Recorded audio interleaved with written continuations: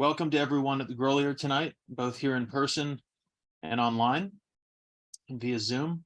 I'm honored to be introducing the poets for the last reading in this year's series.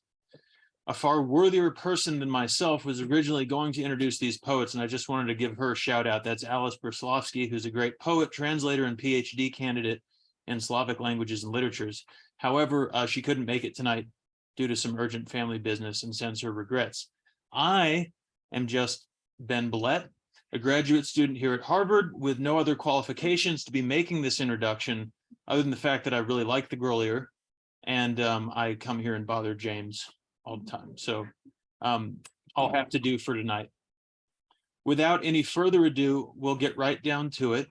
Our readers tonight in order of appearance will be Matt Donovan, followed by Farnaz Fatemi, who will be followed by Vincent Katz. And I will provide a brief introduction of each poet before that poet comes up to read. So we'll start off with Matt Donovan, who is the author of 3 collections of poetry: the Dug Up Gun Museum, which is sitting right up here, and I think there's some copies for sale. Rapture and the Big Bam and Vellum, as well as the book of lyric essays, A Cloud of Unusual Size and Shape, Meditations on Ruin and Redemption. Donovan is the recipient of a Whiting Award, a Rome Prize in Literature, a Pushcart Prize, the Levis Reading Prize, and an NEA Fellowship in Literature. In 2017, he received a Creative Capital Grant for Inheritance, a collaborative multimedia chamber opera based on the life of Sarah Winchester. Donovan serves as director of the Boutelle-Day Poetry Center at Smith College. Pleased to have Matt Donovan. Woo!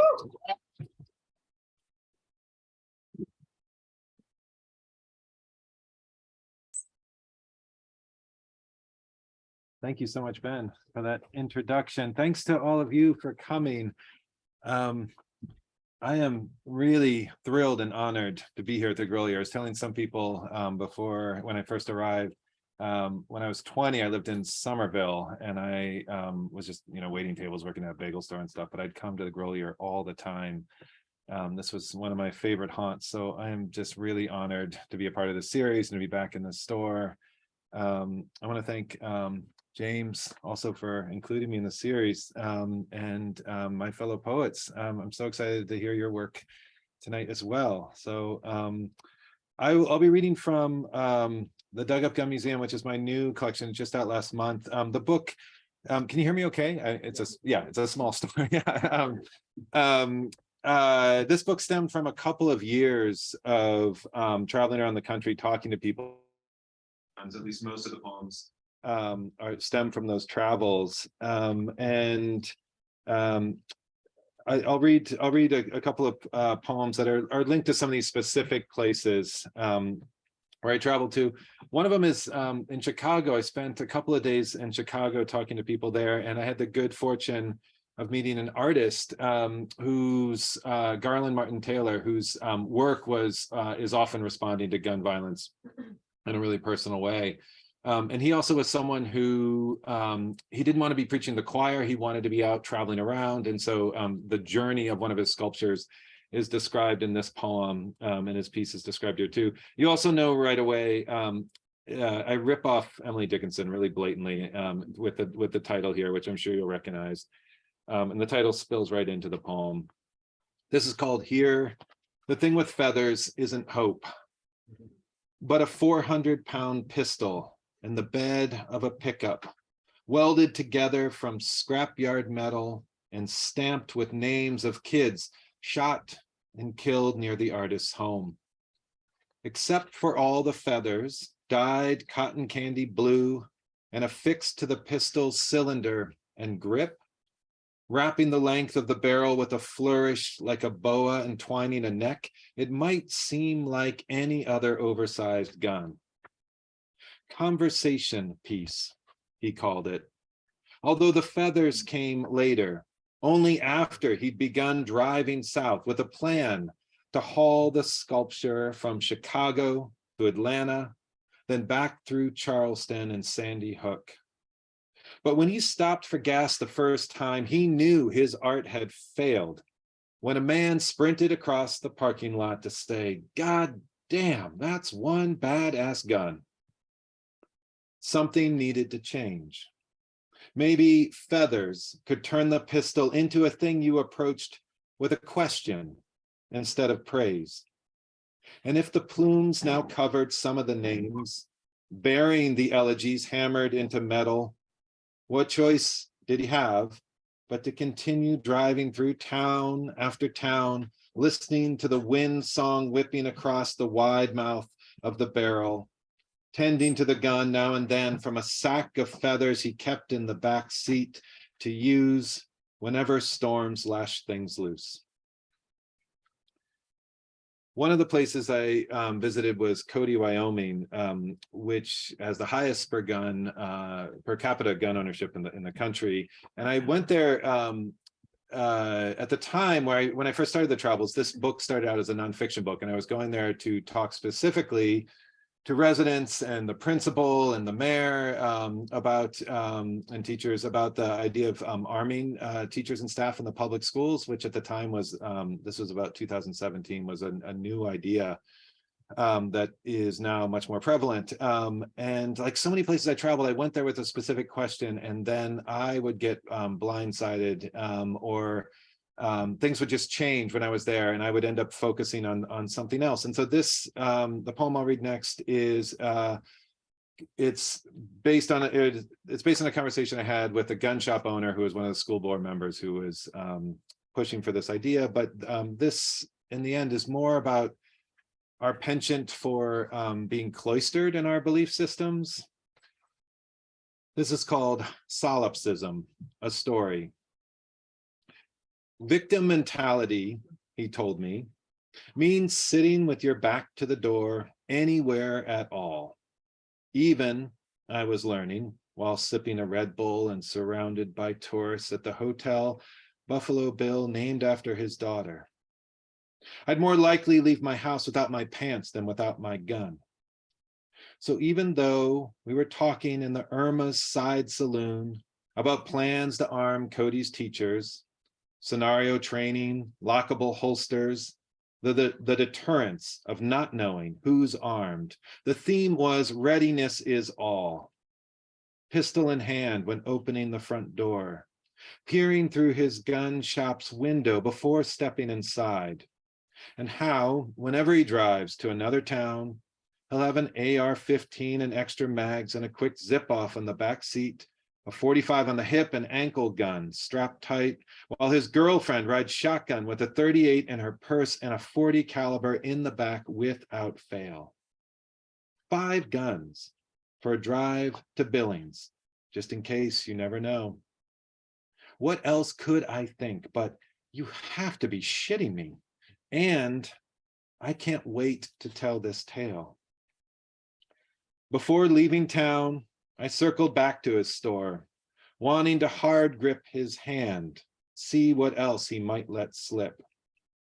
As I strolled the rifles and pistols, clips and cases, gun safes and gunpowder, waiting for him to finish whatever he was doing with the gun he held, the green eyes of a taxidermy leopard stared at something that was not me. Its dark mouth hinged open enough to show the curved shape someone had chosen for its tongue. Hey, I'm glad you came back. Don't take this the wrong way, but I've been telling folks I met some guy who doesn't own a gun, an unarmed dad, and no one can believe it. We looked at each other for a half beat, maybe more, and didn't say what we were thinking about how each of us had chosen to move through this world, or how both of us by then had turned into a story about something impossible glimpsed somewhere we thought we knew. I haven't spoken to him since.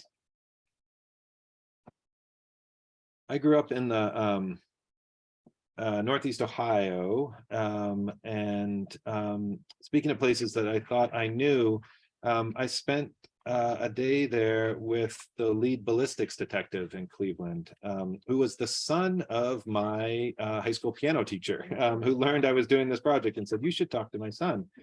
So I spent a day there, and just was so eye-opening in terms of the normalcy of gun violence and what we are resigned to contend with.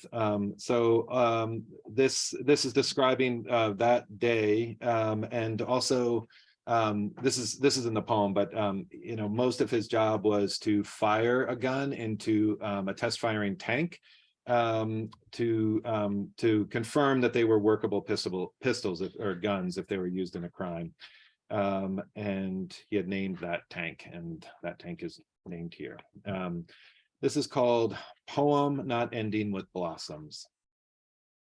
Think of an oar, the cop said, and I pictured one raised and dripping above the waves.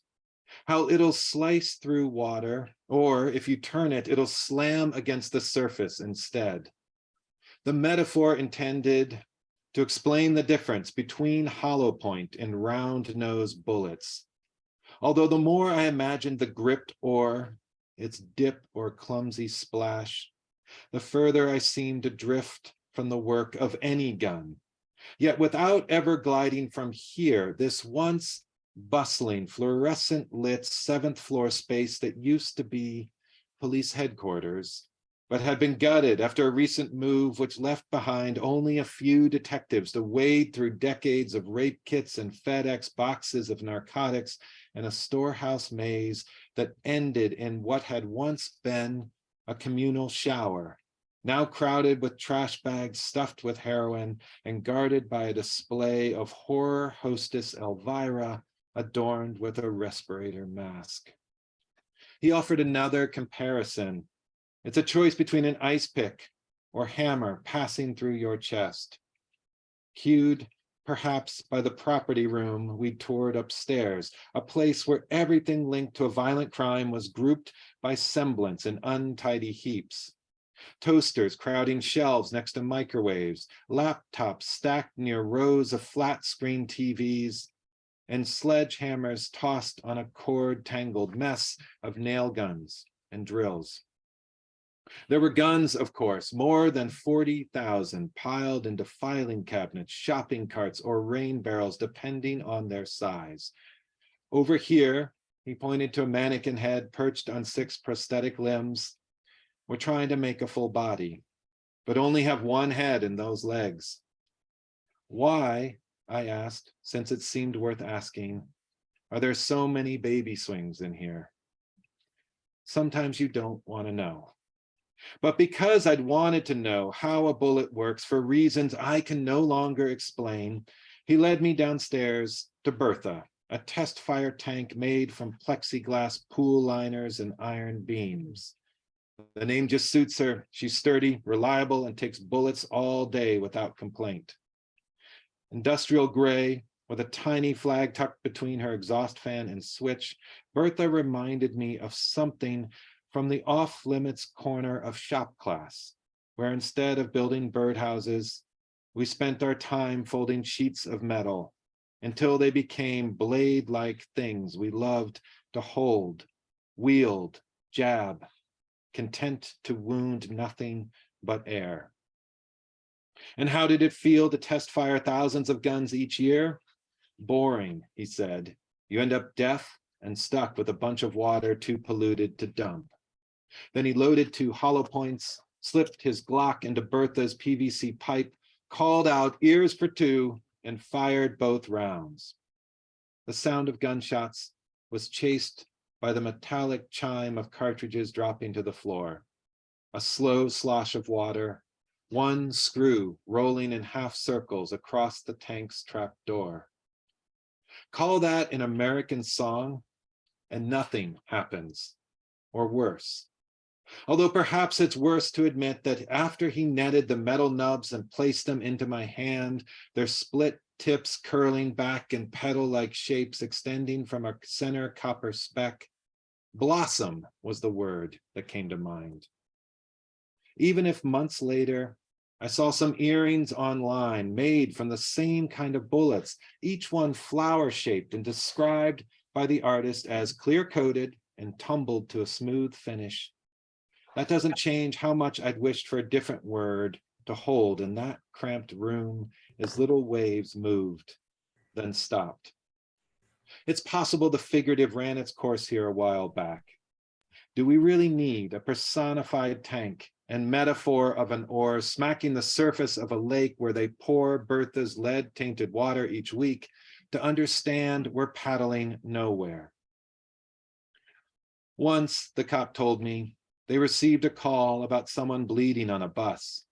They pulled the vehicle over and found a guy using a broken off tree branch to gouge a bullet from his calf. I'm still trying to picture this, still trying to form the image of the man and the branch he held. It was November. Nothing was blooming in Cleveland once again when he told them, hell yes, he'd been shot a few blocks back. Fuck off, kindly leave him alone, and he'd just get the hell on with his day. I'll just read one last poem. Today, I'm sure many of you know, is the 10th anniversary of Sandy Hook. I've been thinking about that place quite a bit today. I have a Sandy Hook poem. I did travel down there and talk to a number of people, but I don't want to read that piece. One of the things I've been thinking about today is just how we move on in our news cycles. I think this is a poem that has that as one of its occasions. I think the only other thing I'll say about it is that also at the core here is Dylan Thomas's great poem, Fern Hill, his poem of nostalgia and Fall from Innocence. Thank you again for coming. It means a lot to have you all here. And again, it's an honor to read at the Grolier. Green means literally 1,000 things or more. So concludes an essay on Fern Hill, in which the student seems somewhere between jazzed up and pissed off that green might mean so many things from one stanza to the next. Here, a blooming Eden proxy. Here, rot made by the grip of time. For starters, or that sun-slaked field not far from our classroom, as lush green as any Welsh farmyard, grayed overnight with frost. Emerald beer bottle hurled from a car, the slack-jawed lime green goblin face spanning a front porch post-Halloween for so many weeks it looks like it's here to stay. The long ago brown green of Cleveland, where it rained always and without pity, upon a past I crave despite myself, and our team lost always, 14-2. Every time we waited in the bleachers for the game to resume, my father would look down upon the outfield's mowed lines and proclaim, still a lot of green out there, meaning anything can happen and will. Have you ever heard in a crowd the saddest part of Take Me Out to the Ball Game, where everyone lies and pretends we don't care if we ever get back and makes the last word echo twice more? We always want to get back, whether or not we're hailing childhood green.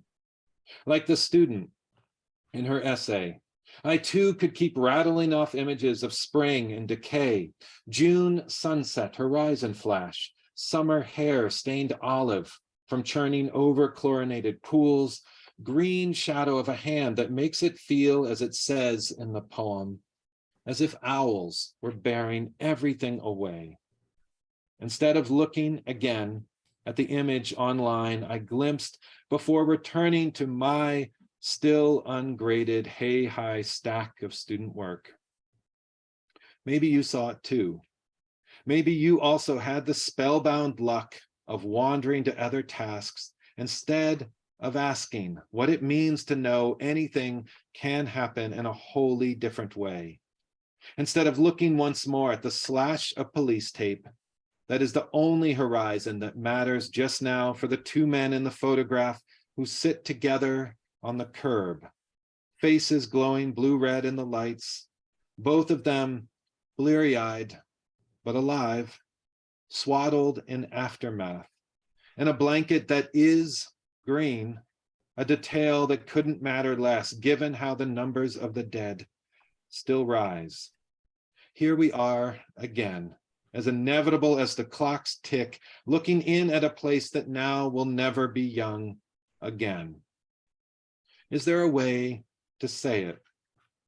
There's been a shooting that will allow it to be heard, remembered, and heard without the easy glide of our past tense, that will stop us from wanting to turn to anything under the wide starry sky that is not the green fire burning in the minds of those men, or the green of a blanket America provides and provides without change.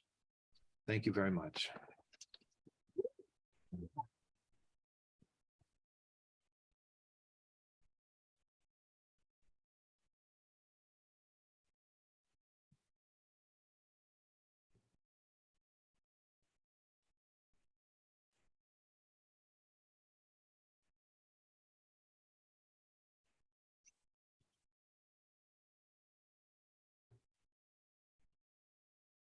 Thank you, Matt. Farnaz Fatemi, an Iranian-American poet and writer, is a founding member of the Hive Poetry Collective and was formerly a writing instructor at the University of California, Santa Cruz. Her book of poems, Sister Tongue, selected by Tracy K. Smith, won the 2021 Stan and Tom Wick Poetry Prize. Her poems and lyric essays have recently appeared in Poem a Day, Nowruz Journal, Pedestal Magazine, Jung Journal, and Catamaran Literary Reader, and several anthologies, including Essential Voices, Poetry of Iran and its Diaspora, and Halal If You Hear Me. Please welcome Farnaz Fatemi.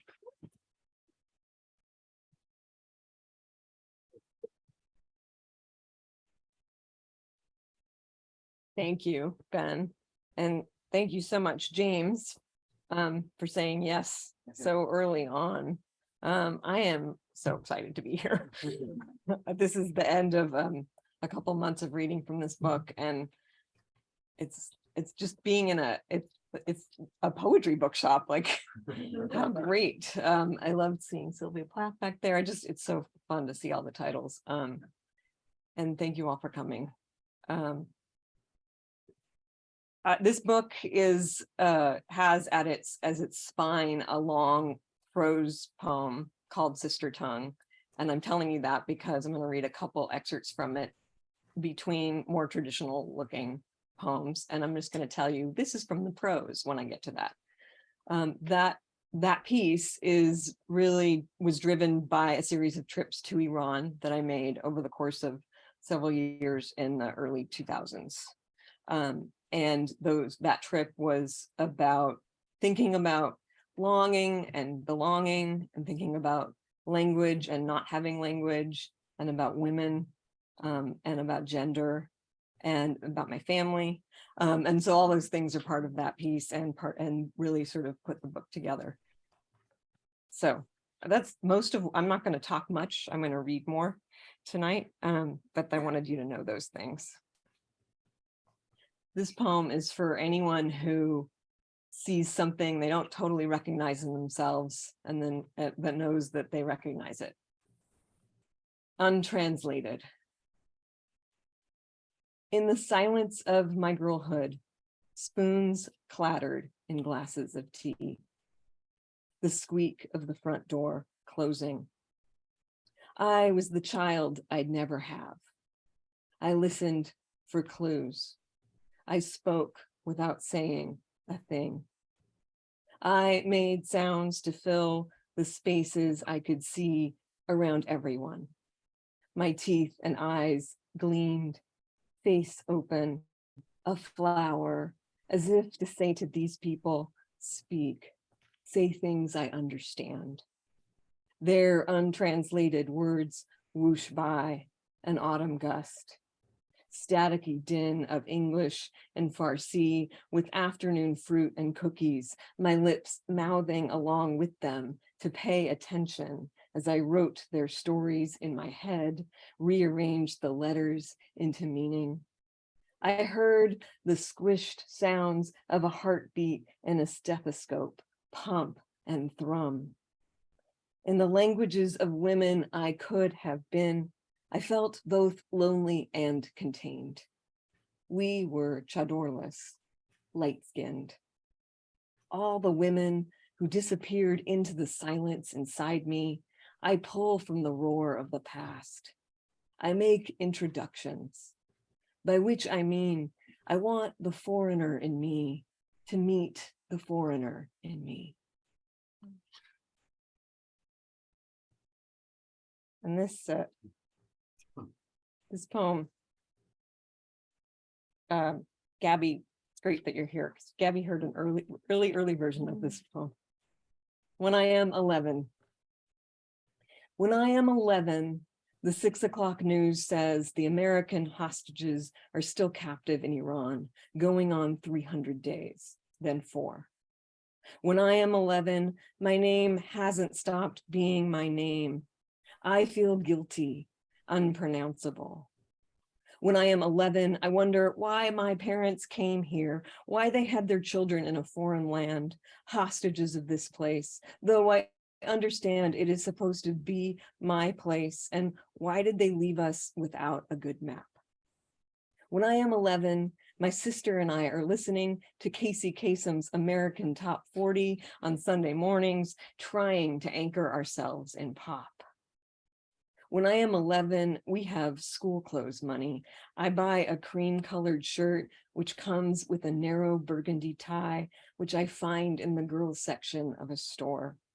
Some kids tease me for wearing it the day we take the class picture, and I never wear it again. When I am 11, I don't know about the girlfriend I'll have in college who will want me in a tie so bad she'll buy me one in tomato red silk.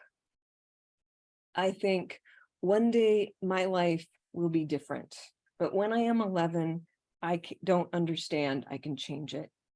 So I stare at my feet when the girls I call my friends throw kickballs at me, and I don't think of names to call back when they say Iranian freak, and I don't tell my mother or my sister or anyone else about any of it.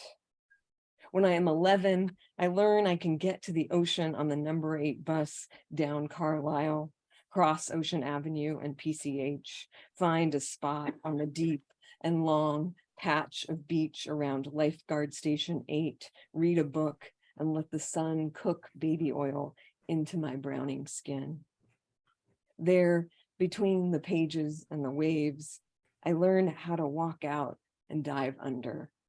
I let some take me, and I let some knock me down. And I see sometimes what it means to let go of who I think I am.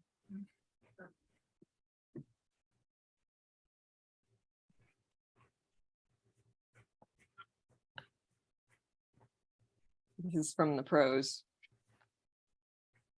My shadow self, everything I don't say, can't, or wish I did, but also the self I never had to become, the family's remains, the twilight lifetime that lingers in songs other people sing. I was the kind of kid who didn't question the systems, a girl who kept her mouth shut. I welcomed the chance to be obedient. There was an order to that, a promise that it might matter in my own personal future if I was or I wasn't. Like many young women, when I got to college, I learned that my obedience hadn't mattered much at all. Outside the apartment door in Esfahan on the street, 2 20-something women lean in close to each other, smiling as they stroll by. One says something emphatically, leans closer and puts her hand on her friend's arm near the shoulder. Do you know what I mean? She says as she slaps her friend on the arm, then leaves her hand there as they continue. They are lost with each other to the circumstances of the street. They don't see me. They could be anywhere. They're not. Their headscarves are tied, their makeup just moderate enough, but their hearts are spilling out onto all of them, and even this foreigner can see it. Sorry, I lost my place. I am not that woman, though I've long wanted to be. Long watched women this effusive, this gushing about whatever it is they feel. Long known how close I am to the emotion, how far from the physical gestures of it. I remember my Aunt Monier's loud laugh when I was young and how it scared me. How I was afraid other things would disappear inside that mouth, that her joy could consume people around her or me on a summer visit from another land. I might be swallowed by the size of her laughter. And this is called Don't Forget This Is Not You, and it's in 3 parts and they each have a little title. I speak to my twin sister. You are not the daughter about to get swept into the ocean. I am not that daughter either. Our grandmothers' grandmothers will have known. There are tasks that need doers. We'll divvy the list. There has to be a sad girl and an angry girl. There has to be one who likes adults and one who always scuttles off. These are our inheritance, bangles that fixed to our wrists, like the ones we outgrew, the ones we needed to be cut from. A woman. Here is someone's daughter who wades into the waves fully garbed and watches the birds that bobbed there as they dive into an oncoming surge. Her foothold falters and her soaked skirts threaten to smother her face as the horizon bends and upends itself in the crash of water overhead. Over and over, she emerges to find her footing. She anchors there. It takes a bit to believe she's standing again. All the women. You are the daughters who appear to be women, though that doesn't make you one. The coat you are wearing cost a lot of money. Who has that kind of cash? That woman isn't a woman if she takes gifts from men. You believe me, don't you? You, those nights I wonder about loneliness, your tattooed lip liner and your laughter like a line in a poem from childhood. Or you, your sewing fingers wanting to stitch a chador I would wear for you. You at your stove with a stew, the flavor on my gums of a kitchen I can't fully recall. My heart's chamber keeps refilling with blood. There are others like you, company when I'm in danger of vanishing from myself. You are there to love, so I stay anchored to each of you. You leave the surf to join me for a while, then return. But mostly you hover in between, arriving and retreating, as if to say, no one is ever gone, and no one is only here.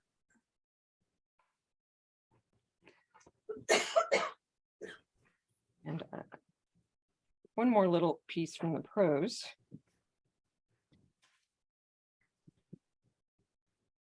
Sorry, Laura. No, it's okay. I am in my Aunt Monier's kitchen in Mashhad, and we are cooking lavash, the original Persian version of fruit roll-up. We pull the stems of kilos of fresh sour cherries, pull out their pits, and drop them into a large pot on the stove. She teaches me the sounds of common talk. I listen with my rough Farsi, often sure I'm mistaken about everything I hear. When her cleaning lady arrives, Monier claims that she is late, tells her she is lazy, mocks her for complaining about something going on in her family.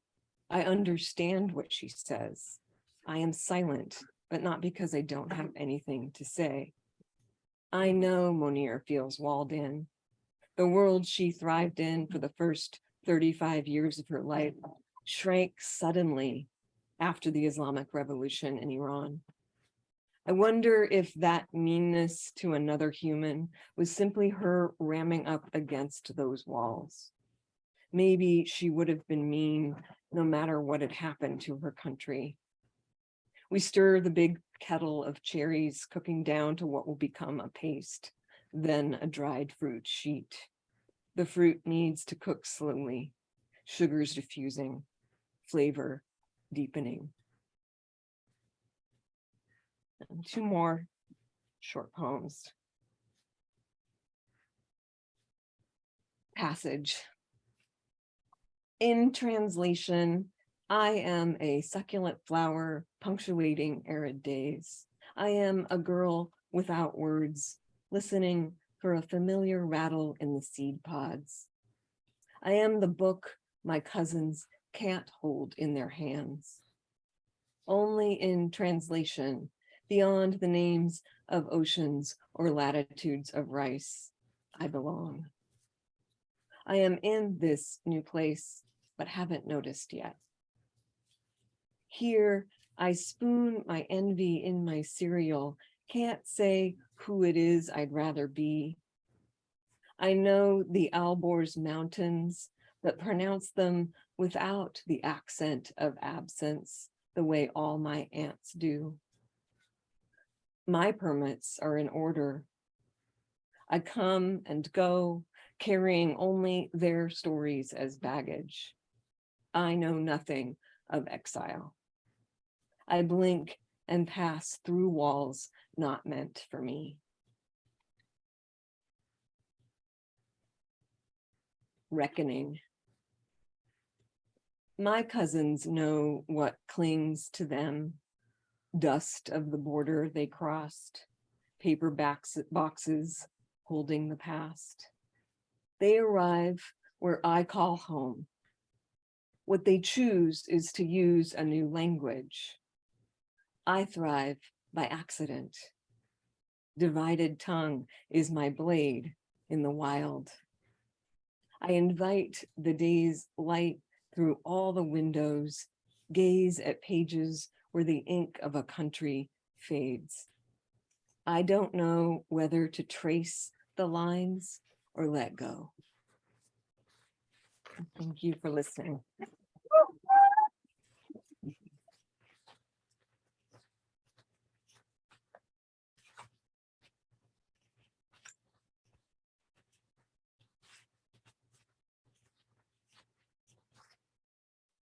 Thank you, Farnaz. Vincent Katz is a poet and translator. He's the author of 14 books of poetry, including Broadway for Paul, Southness, and Swimming Home, as well as the complete elegies of Sextus Propertius, which received the National Translation Award from the American Literary Translators Association. He is the editor of Black Mountain College, Experiment in Art, and his writing on contemporary art and poetry has appeared in Art in America, the Brooklyn Rail, and the Poetry Project newsletter. Katz edited the anthology Readings in Contemporary Poetry, and he lives in New York City. Please welcome Vincent Katz.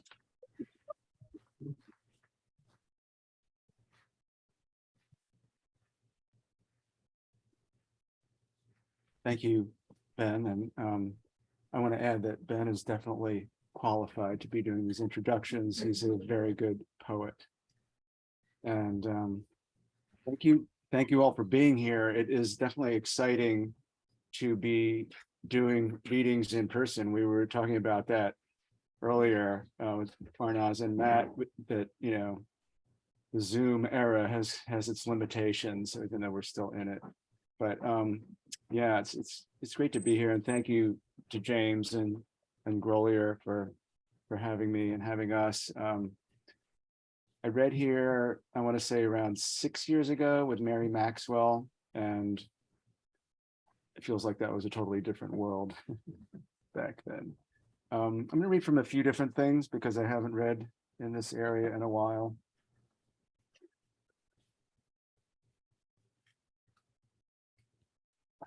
So Yeah, first I'll read from Broadway for Paul, which came out first in 2020 and then was released in paperback this summer.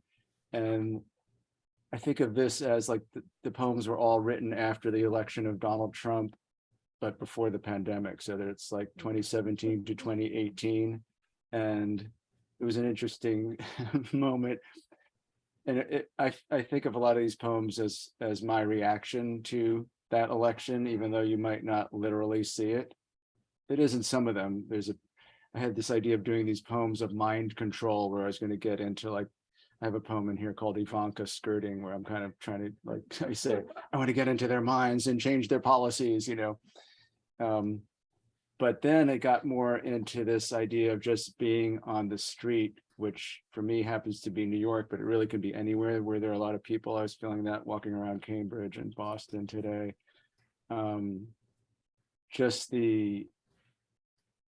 to let oneself be open, you know, kind of vulnerable to everyone that's out there and oneself being part of that. So some of these poems are trying to do that. And then there's another section which is responding to works of the painter Paul Resica. That's hence the title Broadway for Paul, although I wanted it to be a little open because I feel like everyone has a Paul in their lives. But I do want to mention that Paul, although he lives in New York, he's 95 and still very active. He spends every summer at Truro, and so a lot of his work has to do with imagery from the Cape. So he's definitely a local artist as well.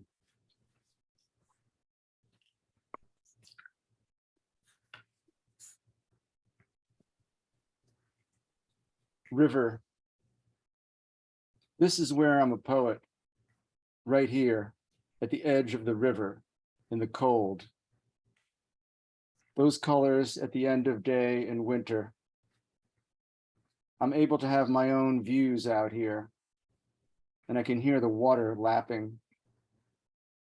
I love this curved building lit up at night, like somewhere in Germany.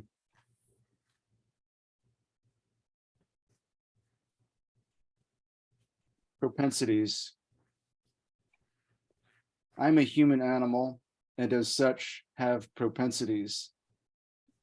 I travel the city and am drawn to certain sights and people. I have seen such a one ascend a stair, a vision from underground to air, and that is overwhelming. A vision I see ascend. I'm human in a city. Animal, I walk, make face, and yet I too am one.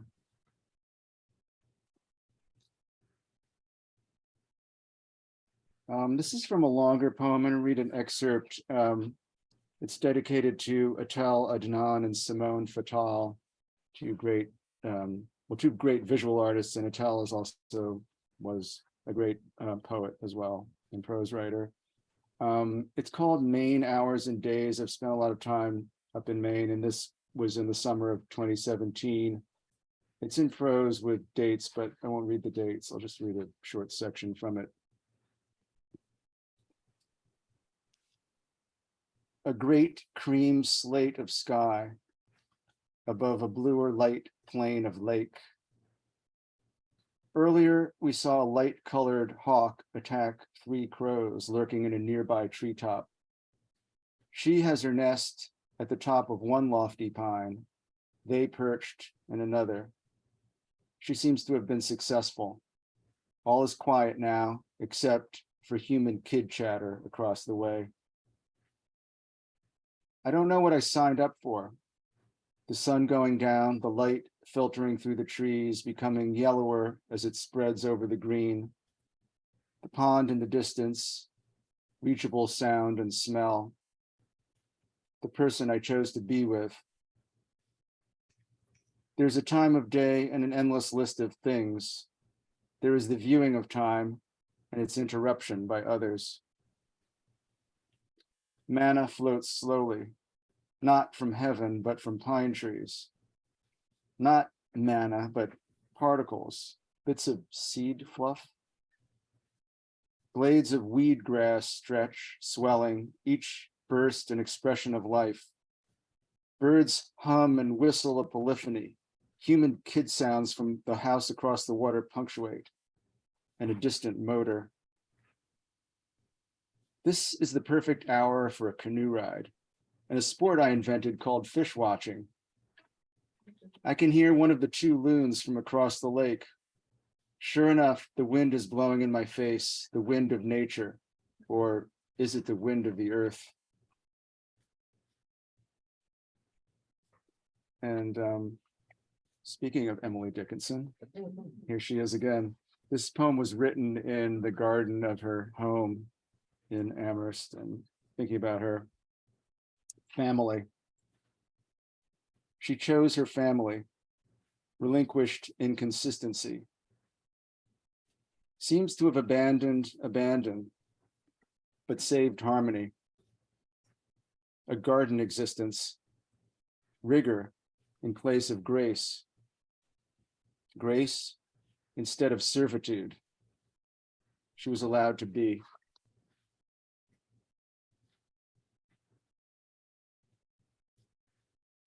In this section, by the way, these titles are taken from titles of artworks by Paul Resica. Smoke. You smell smoke, but don't see it. A still flame extending distance. Quiet, almost silent. Light shifts to right. Chair shifts. There is day's calm to edge.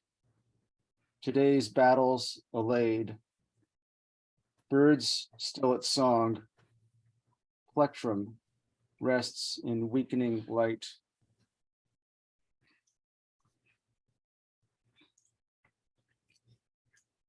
Just read one more from this collection. A Marvelous Sky. I don't need to buy any records, but there is a record store. I don't want to play chess, but there are still chess shops. I don't really want to pay for anything right now. The sky is blue, the air is warm, and youth is the tenor. Most people are not excited by their lives, but there's something in the air that might give them a lift. The younger they are, the easier it will be, but there is youth enough for everyone today. A side street provides protected solitude. Suddenly, music is in my ears again. Music reaches body, brain, and heart simultaneously. The ones one wants to reach are reached by music.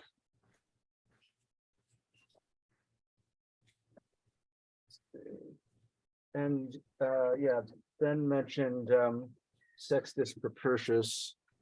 I want to read one poem by that fellow.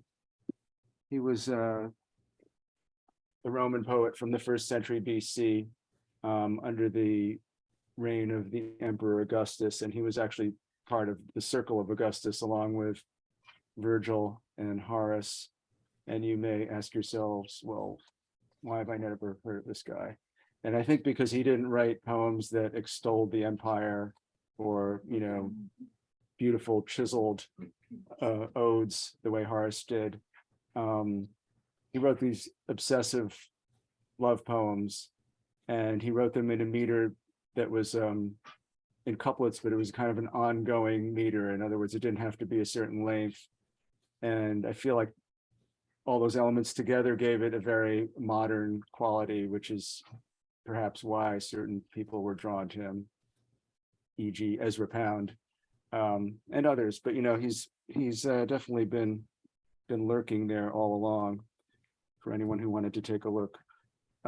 So, as I said, these are love poems, and he also considered himself in his poems kind of qualified to dispense advice on love. He considered it like he had suffered so much that he was kind of like a doctor of love, and he could tell people what to expect. And, you know, the youth of the future will learn from my poetry, which is actually probably pretty true. I often think about that. But you know, these claims that poets make, Horace made these claims too, you know, in thousands of years, people will read my verse. I'm like, wow, that actually happened, you know. He might have not have even thought so. So I'm going to read one poem from his first book when he was probably in his 20s. It's part of a pair of poems in which he is addressing another poet, an epic poet, Ponticus, and he's saying to him, you know, watch out if you ever fall in love, because then your epic poetry is going to be of no use at all. And, you know, you're going to be suffering and you're going to be crying to me that, you know, I need some love poetry. Could you please help me? That was the first poem. And then I'm going to read the follow-up poem after Ponticus has indeed fallen in love. And I'm just going to read a few notes because Propertius was part of this whole generation of poets that like to, part of their game and what excited them, and I think excited their listeners, was to be very erudite, you know, at the same time as using a lot of colloquial language, but there was this, you know, these mythological references. So as I said, Ponticus was an epic poet. He's also mentioned by Ovid. And then here are some things that come up in this poem. Chaonian doves. Chaonia was a district on the coast of northern Epirus, between Greece and modern Albania. The oracle of Zeus at Dodona was called Chaonian Zeus. Its priestesses were called doves. Another thing that comes up is the Amphionian lyre. Amphion possessed a lyre, the music of which caused stones to rise and form the walls of Thebes. He mentions the poet Mimnermus. Mimnermus was an elegiac poet from Colophon in Asia Minor who lived around 630 BC. And finally, Hell's Wheel, and I find this story interesting. Ixion, king of the Lapiths, was given Dia in marriage for a certain sum payable to her father. Ixion, having got Dia, refused to pay. Her father harassed Ixion, who killed him. Brought in judgment before Zeus, Ixion pleaded so well, he convinced Zeus of his innocence, until Zeus noticed him making love to Hera and bound him to a revolving wheel of fire in Tartarus for all eternity, Ixion's wheel. Crazy stuff. I told you how love would be, and you laughed.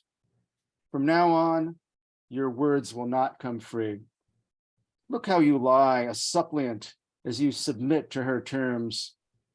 An average girl, once bought, now rules over you. Chaonian doves can't beat me at love predictions. I know which youths each girl will dominate. Suffering and tears have earned me my expertise. If only I could be called ignorant of love's touch.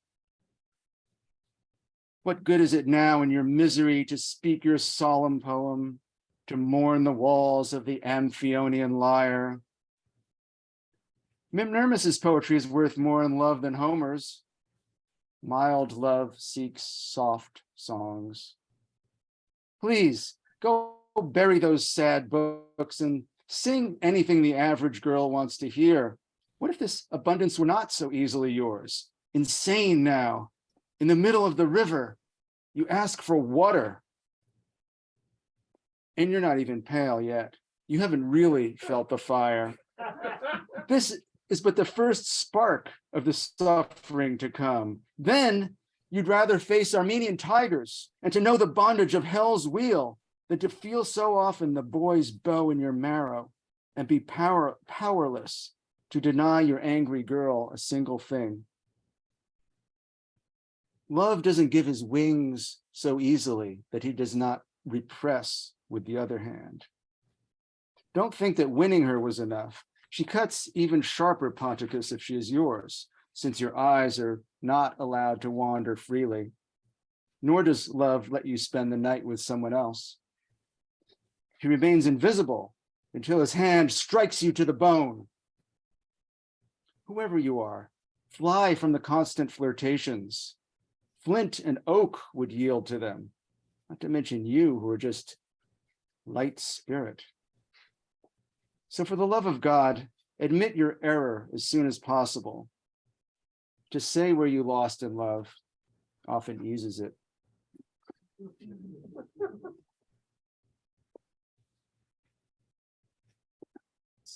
doing? I'd like to read a few poems, a couple of poems from this collection called Previous Glances, which was published in 2021 and goes back to my earliest days up to that point in time. But I'm just going to read a couple of them. This one is from when I lived in Cambridge is 1986, Cambridge, Massachusetts. Refers to the Pamplona where I worked, but also hung out quite a lot, and Michela's, a restaurant of the time. Michela's. Let the rough city give thanks. Leaving Michela's, dusk-clad streaks fingered winter sky, globing city buildings, hunched randomly. I remember another city and other winters, colder and more tender. In the Pamplona smells like Cambridge, calm, small, intellectual. I like it. Back home, leaves huddle near porch's cold edge like the homeless. Inside, silence is welcome, can't last long.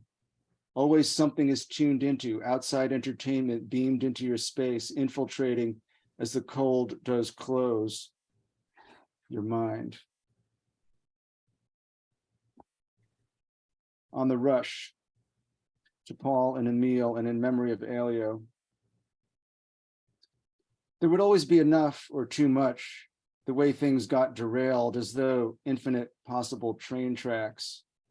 Or American, we hide in trees, the rain comes down, it hits pigeons, little stones on the pathway. A gentle rain that opens into vistas of skies filled with clouds and light over foreign cities. There's that, and also the poetry, which is also always foreign, in need of translators, friends who fall down at night, which is our night, the night that began as poetry, delicately, but also savagely and bravely, in private, there in those apartments, that park. Could that be a sideline, or was it the main subject? I can't recall. Let's see.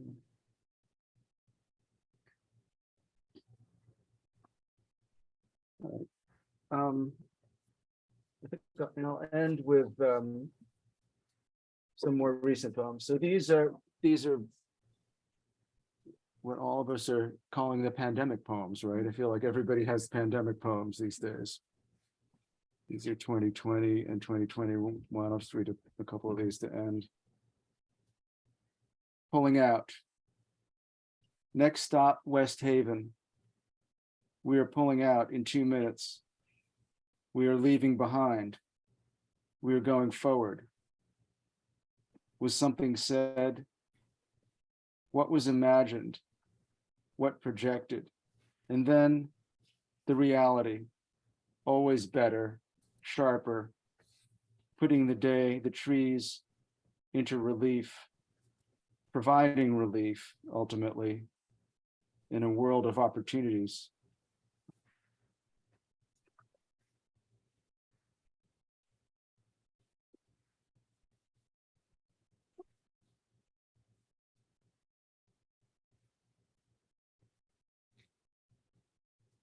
Walk beside you. I want to walk beside you.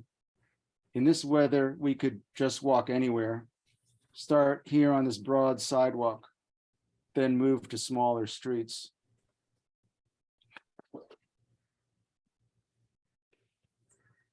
Two clouds. I saw these two clouds, and I wanted to see them with you. They were particular clouds, almost exploding in a bright sky. Now the entire sky is covered, and it is windy and cold.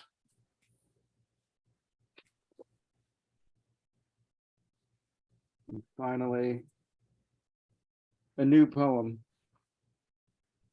I want to write a new poem that isn't like the old ones. This new one will speak with the voice that comes in sounds she has found. I want to take longer now, not to be only a moment's graph, but really work and chisel, take apart, put back together, better. This is actually okay. Not chiseled. Can't be. Just the same as always. Written on the spot. Desire to get it done is the thing. Not from fear, but desire. Crossing the Celtic Sea. Not far from Nook. Close to somewhere.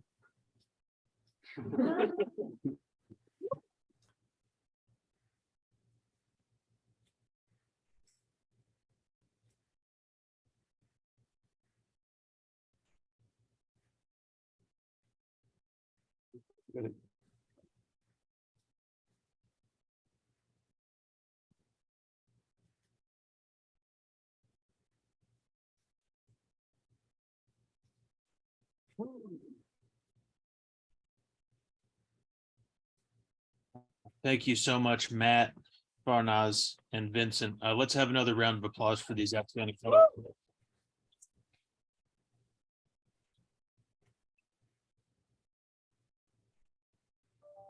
All right, a few business items. If I can use such a coarse term at this august occasion. So books are for sale. These poets brought books and they are for sale, and you can talk to James over there, who's the man to talk to about such things. And also ask that y'all please put your chairs up against the back wall as you're leaving. We have all these chairs, they need to just be stacked. Again, James will kind of tell you what to do there, but just give him a hand, please. And thank all of you for coming.